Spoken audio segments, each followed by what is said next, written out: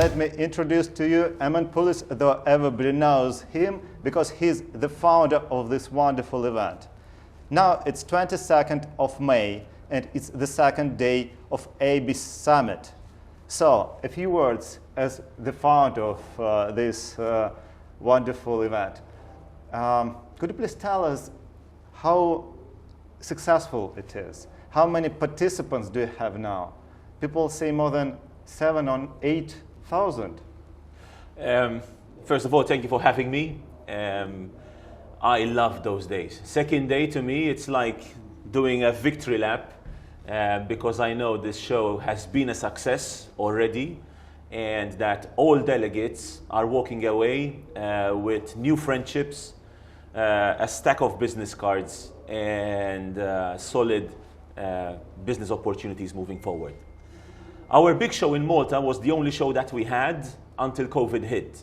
When COVID hit, I was very scared that my business was going to tank because I wouldn't be able to carry on with events anymore.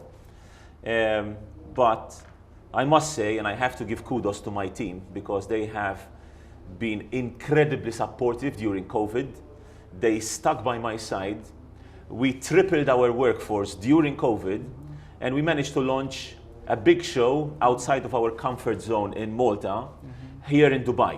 We had our first show in 2021, and 2022, I'm extremely proud to say that we have over 9,000 delegates gracing our floor plan as we speak. Okay. What was your first event, your first conference that you organized? What year was it? Well, look, I've been doing events all my life. I'm an events guy at heart. Events run all through my veins. Before I used to organize parties, but I got sick and tired of that, and I flipped to organizing conferences in 2014, where I had the show Sigma, which back then used to stand for the Summit of iGaming in Malta. That's what the acronym is for. Fast forward 7-8 years, and Sigma is now the largest conference exhibition dedicated to the online gaming space worldwide. To Sigma, couple AIBC, which is a conference on emerging tech, covering AI, blockchain, quantum computing, big data, Internet of Things, metaverse, NFT, DeFi, GameFi, all of that under AIBC. And this show alone attracts also thousands of people. Add also a third show, which is digital marketing, affiliate marketing, SEO, influencers. Everyone needs digital marketing if they want to scale their product, whether it's a decentralized app, a decentralized game, a sports betting product. Everyone needs online marketing. Join those three shows together, the iGaming show, the emerging tech show, and the digital marketing show, and you have cross-pollination galore. The opportunities for business between the three is unlike any other conference you will ever see. So this is the magic that we bring to the table. People from digital marketing who would never go to a gaming show, people from blockchain who would never go to a gambling conference, or people from gaming who would never go to a crypto conference. Because we're merging the three together, we're giving them the opportunity to meet and rub shoulders with each other. So this is what we have to bring. Fantastic. And you develop yourself now not only as leader of this event, you are also an investor. So you established a fund and you help your participants, the companies who come here as exhibitors, you help them to attract money and go on in future with money, with skills. That's right. So could you please tell us a few words about this fund? Oh, this gets me excited. Also during COVID, I realized that I can't just remain doing events alone. So I opened up to new opportunities. And soon after I realized that with all my conferences, I have conferences in Malta, Dubai, Toronto, and Belgrade. We cover different regions from the world. Those regions give us unlimited access to deal flow. Literally hundreds of startups, good quality startups, come to us begging us for help, whether it's with exposure in our media, whether it's with exposure through our conferences, speaking on stage or exhibiting, whether it's introducing them to clients or investors. They come to us in hordes. So I realized we have such a great deal flow of startups. We also have a great reputation with our exhibitors and with the investors. Why not create a fund to introduce the two together? And that's how Ikigai Ventures was born in 2022. So the aim of Ikigai Ventures is not only to invest and put money on startups, but it's also using the Sigma Group as a background to help these startups accelerate and scale up. So it's a newborn fund. It's new. I think you don't have any exits right now, but you have some projects that you have already invested. That's right. So what are the criteria that you use when you choose some particular company to invest in? Yeah, we're a team of 6 in Ikigai Ventures, comprised mostly of investment partners who go through a very meticulous due diligence process. We want to make sure that the startup understands corporate governance, that the startup founders have what it takes to make it through the next 6, 7, 8 years, which is probably the toughest phase for any startup.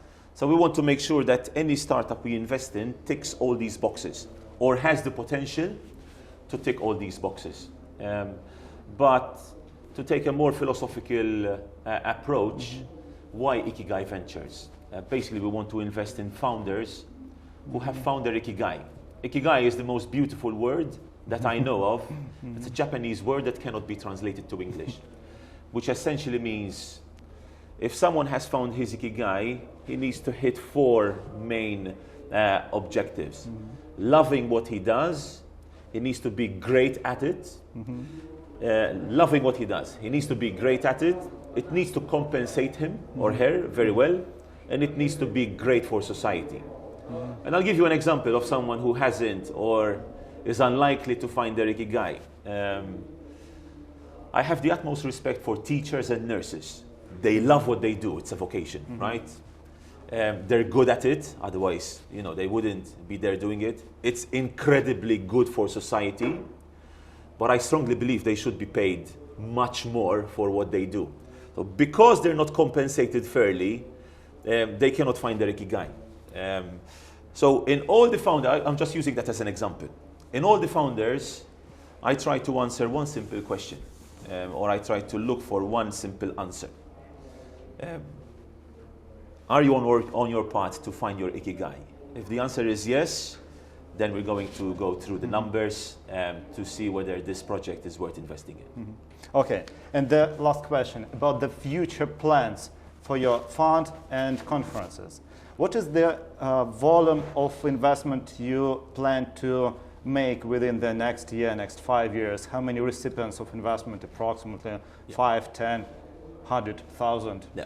And about the conferences, the same question, the future, how you see that, how you combine maybe those 2 ideas, maybe you make something new like hackathon plus conference plus investment fund, and that's all together all over the world. Yeah. The fund has an 8-year shelf life, so we want to wrap things up by 2030, sorry. So started 2022 until 2030, we want to wrap things up. We're raising 20 million, we're almost there. We want to close our round by the end of euros, by the end of April. It has a global mandate because of the reach that we have. The fund has a global mandate, and we want to invest in no more than 6 to 8 startups a year. So around 30 startups in total. So not a huge portfolio, and the reason is because we don't just want to put money in, we also want to be actively involved through these events and through our media with each and every startup that we invest in. And for us to be able to do that, there's an issue of bandwidth. I believe we can offer it to 30 startups, but we don't want to run ourselves or stretch ourselves too thin. The check sizes could be anything from 100,000 to 2 million euros, and Yeah, that's pretty much what the fund is looking to achieve. First 4 years will be deploying our investments. The last 4 years will be harvesting back the investments that we make. We won't only be investing in equity. This is also very important. We'll also be investing in tokens. I believe there's a huge opportunity in game finance, earn to play, and because of our strong presence in emerging tech and also in gaming, I think there's a huge opportunity to provide some healthy returns to our investors. Yeah. And your next destinations, where our subscribers can meet you next time, participate in your wonderful events, and become exhibitors and present their companies. What countries and what dates? Thank you. Yeah, we had raging feedback from exhibitors, so it's safe to assume that most of them, if not all of them, will be back with us in Dubai, but also coming up we have a show in Toronto. We want to target the North American market, and because there's already a lot of events in the States, we thought of coming up with something different, so we chose the buzzing city of Toronto, very close to New York, 1 hour flight away. Then we have a show in Belgrade. We want to target the CIS market as well as the Balkan region with our show in Belgrade in August. And finally, our biggest show of all is the one in Malta. And finally, our biggest show in Malta, we're expecting 25,000 people in Malta in November. That is, quite frankly, the largest gaming expo worldwide that we know of. I've never been to Malta. Will be there good weather that time? November. Perfect. So that's the beauty of it. CIS markets, Northern European markets. It's freezing cold already, but in Malta you can still enjoy a pint of beer wearing a t-shirt in November. So we chose that month on purpose because delegates love it. And if you've never been to Malta, I look forward to welcome you with arms wide open. Okay, thank you very much. Thank you for the time you shared with us, and hope to see you later, soon. Thank you. Thank you.